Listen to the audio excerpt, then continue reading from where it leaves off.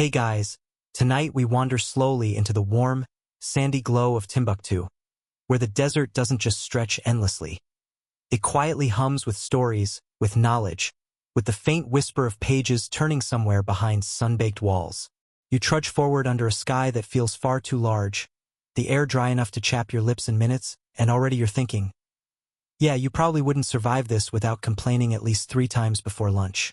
But somehow, people here didn't just survive. They built one of the most remarkable centers of learning the world has ever seen. And instead of air conditioning, they relied on wind, shade, mud, and a kind of patience that would make your phone battery anxiety seem slightly dramatic. So, before you get comfortable, take a moment to like the video and subscribe, but only if you genuinely enjoy what I do here. And hey, drop a comment with where you're watching from and what time it is. I always like imagining the strange little global night shift we share. Now, dim the lights, maybe turn on a fan for that soft background hum, and let's ease into tonight's journey together. You arrive at Timbuktu not as a tourist with a camera, but as a quiet observer, slipping into the rhythm of a city that once sat at the crossroads of trade routes stretching across the Sahara. The ground beneath your feet is packed earth, warm even in the early morning, and the buildings rise around you in soft, rounded shapes. Mud brick walls the color of toasted sand, blending so naturally with the landscape that it's hard to tell where the city ends and the desert begins. Mainstream history tells us that by the 14th and 15th centuries, Timbuktu had become a major hub of scholarship in West Africa, particularly under the Mali Empire. You might have heard of Mansa Musa, the famously wealthy ruler who made a pilgrimage to Mecca so extravagant that he accidentally disrupted economies along the way. Yes, that guy. And while he was busy being the medieval version of too rich to function, Timbuktu was quietly becoming a place where knowledge was just as valuable as gold. And in some ways, even more so. You wander past a marketplace where traders are already setting up, their goods laid out carefully. Salt slabs from the desert, textiles, spices, and somewhere among them, more precious than anything else, books, manuscripts, handwritten works on paper, parchment, sometimes even animal skin, filled with everything from astronomy and medicine to poetry and law. Now imagine carrying a stack of fragile paper documents across hundreds of miles of scorching desert.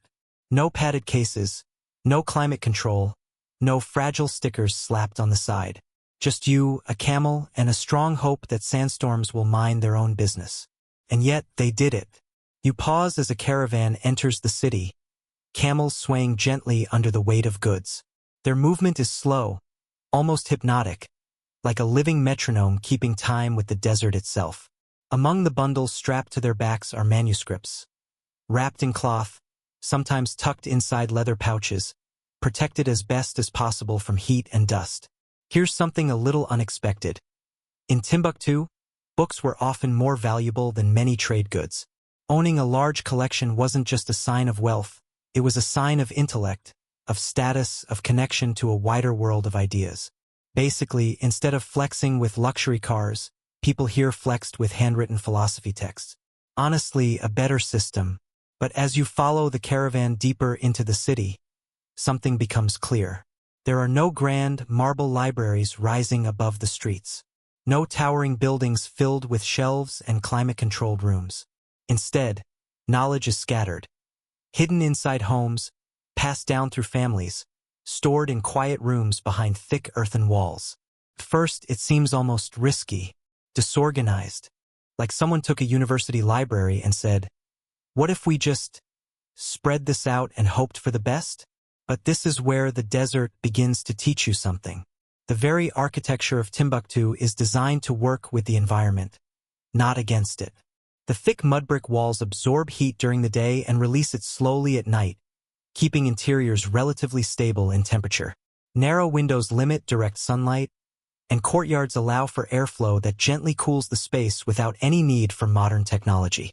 It's not obvious at first glance, but these homes are quietly doing something remarkable. They're protecting knowledge from one of the harshest climates on Earth. And the people here understand this deeply, even if they don't explain it in scientific terms. They know which rooms stay coolest, which corners avoid the worst of the heat, how to position objects so they last longer. It's less about strict rules and more about lived experience, passed down like the manuscripts themselves. You step into one of these homes, ducking slightly through a low doorway. Inside, the air feels different. Still warm, yes, but softer somehow, less aggressive.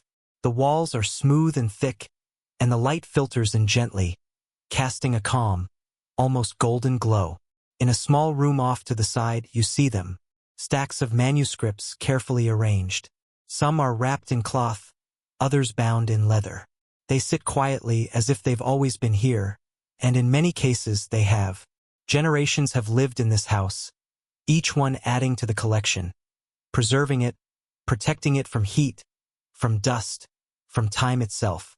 A quirky tidbit that might surprise you. Some families treated their manuscripts almost like living relatives, bringing them out for special occasions, reading them aloud, even repairing them with a kind of care that borders on affection. It's not quite hugging your books goodnight, but honestly, not that far off. And yet, despite all this care, there's an underlying tension. The desert is always there, always pressing in. The heat, the sand, the dry air, they're not just background conditions. They're constant threats.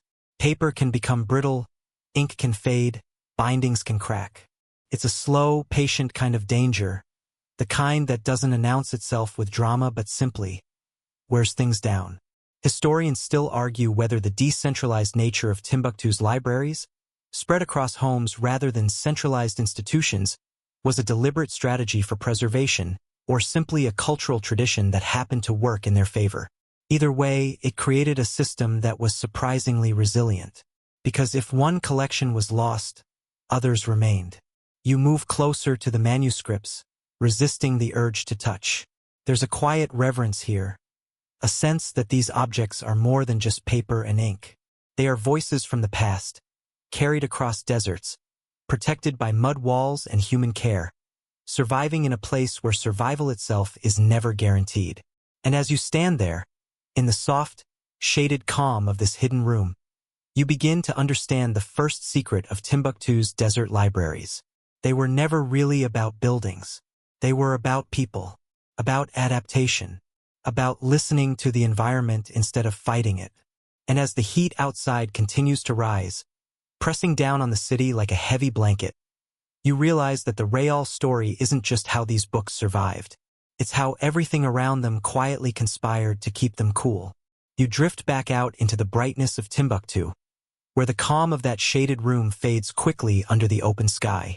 The sun has climbed higher now, and it feels less like a distant presence and more like something actively involved in your day.